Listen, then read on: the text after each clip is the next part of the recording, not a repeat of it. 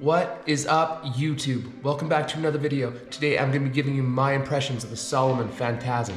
But first, let's go for a run.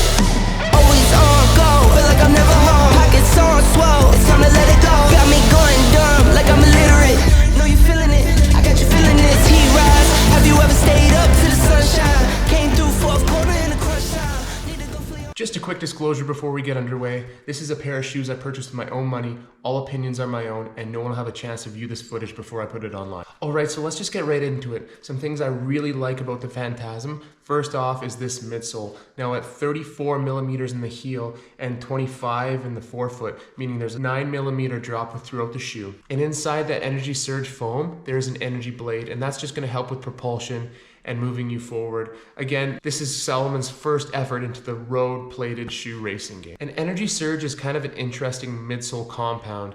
Now, it's kind of like Lightstrike Pro, except not quite as soft and not quite as responsive. But I mean, like, I mean that as a compliment, because that is a premier foam, and this is Salomon's first entry into that kind of plated racing game. And I think that Salomon's really onto something with this. Energy Surge is fast, it's lightweight, it's responsive. I mean, and it can run different paces. So I've taken this on easy runs and it felt very comfortable, enjoyable. But then when I pick it up for strides at the end of that run, it definitely has that go. It can definitely pick up. It's very responsive, and you just feel like you can move in this shoe. Now, another thing I like about the Phantasm is the reverse camber, which is the midsole geometry and how it's shaped from heel to toe. Now, this feels very natural, and again, it just helps with the responsiveness of the shoe. It's felt very fluent and honestly quite enjoyable. And finally, what I would say I like about the shoe is the Contra Grip outsole. Now, Salomon, known for its trail shoes, they really nailed this. I have yet to take the shoe on a surface where I don't feel completely comfortable, so overall, it's just an amazing outsole. Now, what I don't like about the Phantasm, and honestly, this is kind of where it gets a bit iffy for me.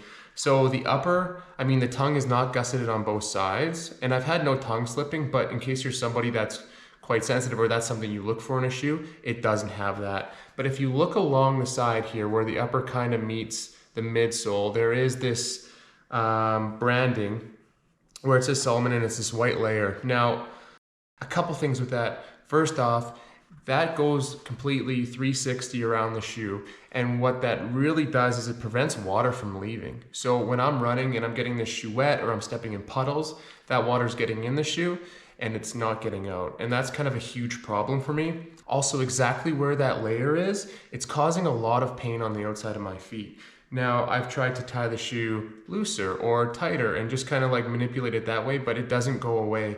And unfortunately, it's leaving me to the point where I can't run in this Phantasm anymore. Another problem I've had with the Phantasm, and this is also a big one, is the heel slippage. Now, I can't get a good lockdown in the shoe to save my life. Again, I've tried everything in terms of lacing, and nothing seems to work. Now, this is super interesting because typically in Salomon, I think they have the best uppers. I mean, they're so comfortable and they always fit so well, kind of snug sometimes, but that's okay. And then usually the midsole is a little bit lacking. But with the Phantasm, it really feels like the opposite. I mean, the midsole, it's cushioned, it's high volume. it's great, but the upper is lacking in so many areas. I mean, even with the material that it's made out of, it just feels like it's never gonna stretch, and it's kind of abrasive to run it. So would I recommend the Phantasm? Well, it retails for $200 in Canada, and if you want the Ciele version with the Cheetah Print, it's $220. Now, this midsole is incredible. I do like it. I think that Salomon's definitely onto something with this, but with the upper and what it's lacking in terms of lockdown, fit, and just the abrasiveness of the material, I can't say I would pay that price for it, especially not the $20 additional for a shoe that I can't run too far in before getting a lot of foot pain. So I really hope Salomon's able to address the upper in the second iteration. I think they definitely have something amazing here with the midsole. And I love the fact that Salomon took a swing at the carbon plated game and putting their energy blade in the forefoot of the shoe. But for me, at this time, at this price, and with the problems that I've had, I would definitely say this is not a buy. So thanks for tuning into another video. If you haven't already, please like and subscribe down below. And until next time, enjoy your shoes.